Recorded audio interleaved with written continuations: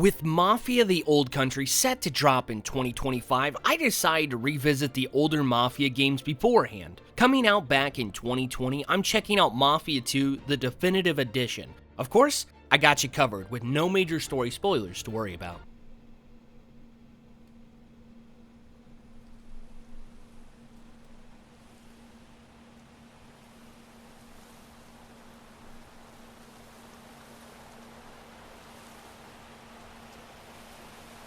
Mafia 2 is a game I once held dear, as it's what introduced me to the Mafia series. I remember playing this way back when I was a teenager when it came out on my Xbox 360. But I'm not about sugarcoating here. If you've been here a while, you know this. This game isn't what I remembered.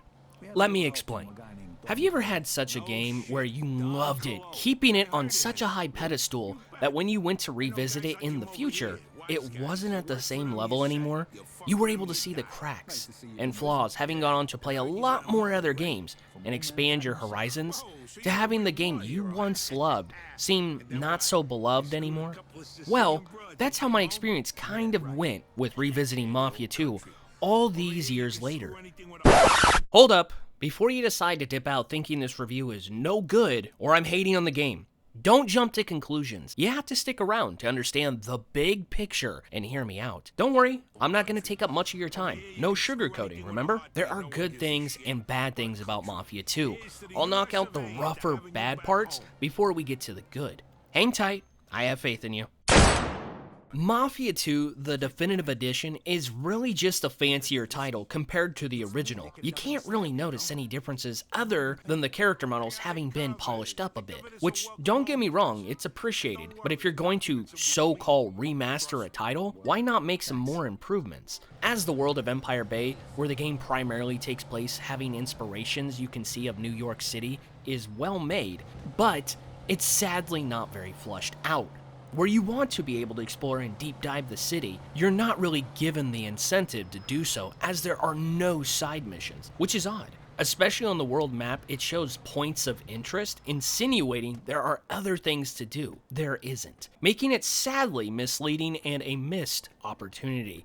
Another thing I have got to point out is this game has rough issues, having lots of bugs and glitches throughout. My experience this go around was on PC. Hopefully it's not as troublesome on consoles, but this game crashed on me constantly. It got to the point where I'd have to enable offline mode in order to launch the game and stay in it. The downside to this is you don't get credit for your achievements and it doesn't keep track of time played. So if you're one that's really paying attention to that or want those, heads up. For everyone else, when playing this game, I got all sorts of bugs and glitches. Cutscenes with no sound aside from the voices of the characters, people's heads or faces not loading in at times, making it laughable and sometimes scary. Dying to come back to the infinite fall, forcing me to restart from a previous checkpoint. There is other nonsense too I didn't mention, but not to keep droning on about it. It made me sad to see nonetheless all this chaos taking place. Look how they massacred my boy.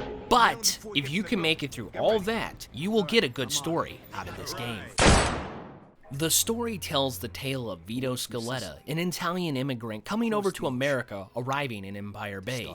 You play different moments of Vito's life through the years of 1945 to 1951. A low street criminal his whole life, Vito, along with his childhood friend Joe, descend into the world of organized crime. Together, they work to prove themselves to the Mafia as they try to make their names on the streets. But the life as a wise guy isn't quite as glamorous as it may seem. Obviously, I can't truly go into much more details than that without dipping into story elements. I'm a man of my word, no major story spoilers. But for what I can touch on, it starts off pretty slow, taking a while to find its footing and build up interest from there. It's a total of 15 chapters and being a linear story, with sadly no side quests. I found myself beating this in about 9 to 10 hours. Personally, around chapters 6 through 8 is where things get really good. There will be plenty of driving involved, so brace yourself if you're like me where you can't drive worth a crap in video games, plus plenty of shootout action sequences throughout too.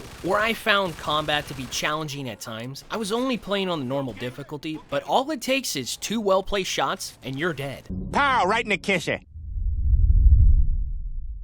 Overall, I still like Mafia 2 and thankful I found the series all those years ago, but sadly, this game isn't what I remembered. Having an experience plagued with bugs and aggravating startup issues, kind of dampening my enjoyment a bit. The story is still good, but I no longer hold it so high on my greatest games listing, where after playing it for a second time, I think I'm okay to lay this one to rest. I will add, after now playing both Mafia 1 and 2, I'd have to say surprisingly, Mafia 1 comes out on top between the two games. It felt more well-rounded and consistent from beginning to end. If you want to see that review, it'll be at the very end screen. The nice thing about these games, you're not really obligated to play them in order, as they don't truly string together by the story. You won't miss out on anything big, maybe an Easter egg here or there, worst case scenario. But for now, if you stuck around to hear me out, thanks, and I appreciate your time and patience. Please let me know what your takes are in the comments. What do you think about Mafia 2?